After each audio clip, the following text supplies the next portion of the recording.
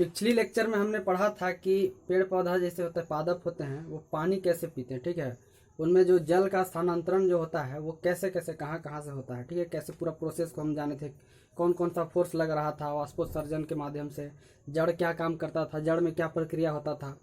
फिर उसके साथ हम भी खनिज लवण, जो मिट्टी में जो खनिज लवण उपलब्ध होते हैं उनको भी कैसे ले जाता था, साथ में जल के साथ में ले जाता था पेड़ पौधा, और सारे पार्ट्स तक पहुंचाता था, ठीक है।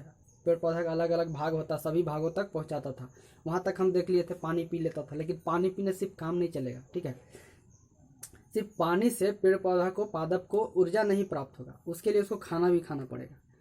और जो जैसे कि जैसे पानी था, ठीक है, अब पानी को ले जाता था अलग अलग भाग में, तो वो काम कौन करता था, वो काम करता था जाइलम।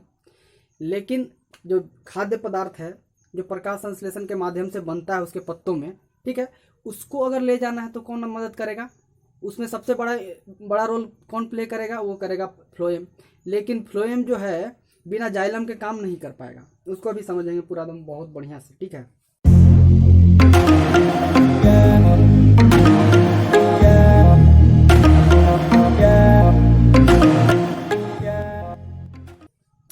तो खाद्य पदार्थ जो है पेड़ पौधा में सब जगह नहीं बनता है, ठीक है।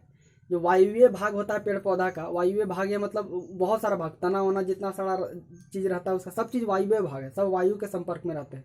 लेकिन जो खाना बनने का प्रक्रिया होता है वो कहाँ होता है, सिर्फ और सिर्फ पत्तों में होता है, ठीक है। उसके तनों में नहीं होता है, ठीक है, तना में नहीं होता, कोई भी डाल में नहीं होगा, उसका पत्ता में खाना बनेगा। और ऐसा नहीं है कि पत्ता में खाना बन रहा है तो सिर्फ पत्ते को खाने की जरूरत है, ऊर्जा का जरूरत है, नहीं। पेड़ पौधे के अलग अलग जो भाग हैं उनको भी ऊर्जा का जरूरत है। आप ऐसे सोचिए, यहाँ पे कोई भी अगर मान लीजिए कि कोई भी एक गाजर है, मान लीजिए, ठीक है, इसे गाजर ले लिए हम, यहाँ ऐसे ले लिए, गाजर बना दिए हैं, ठीक है, इसका इसे पत्ता बाहर है।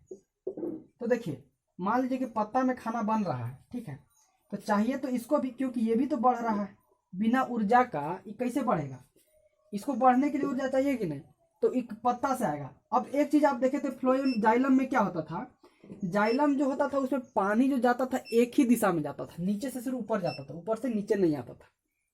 अगर पादप अगर जाइलम का इस्तेमाल करेगा, सोचिए जाइलम का इस्तेमाल अगर करेगा, सोच लीजिए, तो नीचे की ओर तो जाता ही नहीं है, तो नीचे भी तो ले जाना होगा, जड़ के पास भी उसको खाना ले जाना होता है, क्योंकि जड़ भी तो काम करता है, तो जड़ को भी ऊर्जा का जरूरत पड़ता है। तो जड़ के पास खाना ले जाने के लिए ये जाइलम काफी नहीं हो सकता है, क्योंकि ये एक दिशा में पानी को ले जाता है, एक दिशा में प्रवाहित होता है इसके अंदर। लेकिन फ्लोएम में क्या होता है, फ्लोएम में ऐसा नहीं है, फ्लोएम में दो दिशा में, ऊपर नीचे। अब इसको देखेंगे हम, देखिए काम कैसे करता है ये पहले समझते हैं। पहले ये देख लेते हैं कि स्थानांतरण किसे कहते हैं। प्रकाश संश्लेषण के विलेय उत्पादों का वहन स्थानांतरण कहलाता है। देखिए, प्रकाश संश्लेषण में जो भी उत्पाद बनते हैं, सुक्रोज, जो विलय मात्रा में होते हैं, ऑर्गेनिक होते हैं, ठीक है, वो सोल्यूबल होते हैं, पानी में घुल जाते हैं, वो जो होते हैं उनको क्या करना, एक से दूसरे जगह पर ले जाना स्थानांतरण कहलाता है, ठीक है। यह फ्लोएम उत्तक द्वारा होता है। तो फ्लोएम उत्तक जो है ये खाद्य पदार्थों को एक जगह से दूसरे जगह ले जाता है। अब कैसे ले जाता है वो देखते हैं। देखिए, ये जाइलम है, ठीक है, इसको हम ये जाइलम को हमने बना दिया है, और ये फ्लोएम को बनाया, ये फ्लोएम है आपका, ठीक है, फ्लोएम, ये आपका फ्लोएम है। अब सोचिए, ये मान लीजिए कि हम पेड़ का एक पत्ता ले लिए, पूरा पेड़ नहीं बनाए हैं, पेड़ का एक पत्ता ले लिए हैं, उसमें हम सोच रहे हैं कि यहाँ पे, ठीक है, खाना बना, ठीक है, यहाँ पे क्या बना, खाना बना, क्या बना, शर्करा बना, ठीक है, सुक्रोज बोल सकते हैं। अब इस खाना को हमको कहाँ ले जाना है, पेड़ के अधिक अलग अलग भाग में ले जाना है। कहाँ कहाँ हम ले जाते हैं, यहाँ पे देखते हैं। ये पदार्थ किनके बारे में बात कर रहे हैं, खाद्य पदार्थ के बारे में, जो प्रकाश संश्लेषण के द्वारा बन रहा है। ये पदार्थ विशेष रूप से जड़ के भंडारण का मतलब क्या हुआ कि जैसे पेड़ है, मान लीजिए, तो मान लीजिए मिट्टी है, बहुत सारा जड़ होता है कि नहीं इधर, ये इसको बोलते हैं जड़ का भंडारण, पूरा भंडारण है जड़ का, ठीक है। जड़ का भंडारण अंगों, फलों, बीजों तथा वृद्धि वाले अंगों में ले जाए जाते हैं। तो जो बीज होता है पेड़ का, मतलब कोई भी पेड़ का बीज हुआ, उसमें तो प्रकाश संश्लेषण का प्रक्रिया नहीं होता, उसमें खाना नहीं बनता, तो वहां भी ले जाने का जरूरत है, वहां ले जाते हैं। अलग अलग अंग में ले जाते हैं, ठीक है, अलग अलग अंगों में भी ले जाते हैं, बीज में, फल में भी ले जाते हैं, ठीक है। और अलग अंग, जो जितने भी अंग वृद्धि का काम करते हैं, जो बढ़ने का काम करते हैं, तो बिना ऊर्जा का नहीं बढ़ सकते, तो वहां भी ले जाया जाता है। अब वो कामवा जो करता है फ्लोएमवा, वो देखिए कैसे एकदम पूरा टेक्निक लगा के करता है। इसमें क्या होता है, अब यहाँ पर समझ गए कहाँ कहाँ ले जाया जाता है, ये देख रहे थे। अब इसके पीछे जो होती है समझते हैं। ये देखिए ये फ्लोएम है, इसमें साइटोप्लाज्म है ये सब, ठीक है। और ये जो ऐसे दिखाया गया है ये क्या है, ये पाइप है, ठीक है। कोशिकाएं हैं, फ्लोएम के अंदर जो कोशिकाएं होते हैं वो हैं। अगर फ्लोएम को अगर ऊपर से देखिएगा तो क्रॉस सेक्शन, मान लीजिए कि हम फ्लोएम को ऊपर से देख रहे हैं, कोई पाइप है तो इस तरह से दिखेगा आपको, बिंदु मतलब इसे डॉट डॉट दिखाई देगा। तो ये सब इसके माध्यम से ही जाता है, ठीक है।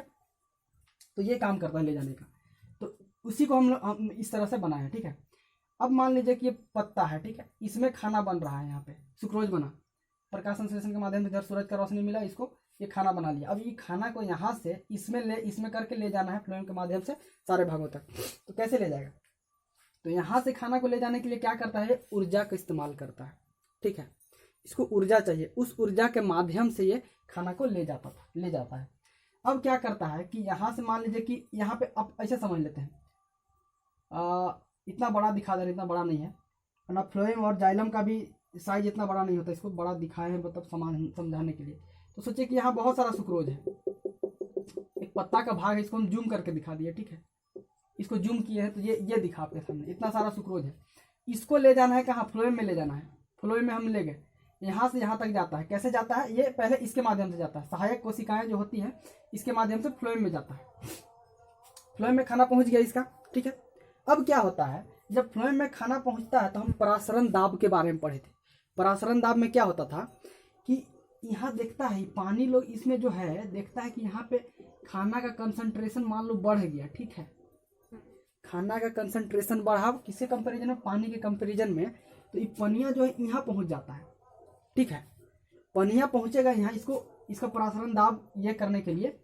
तो यहाँ पे देखिए, यहाँ पे पानी पहुँचा तो ये जो फ्लोएम होता है ना, ये ऐसे हो जाता है, फूल जाता है, ठीक है। ऐसे फूल जाएगा, ठीक है, फूल गया ऐसे।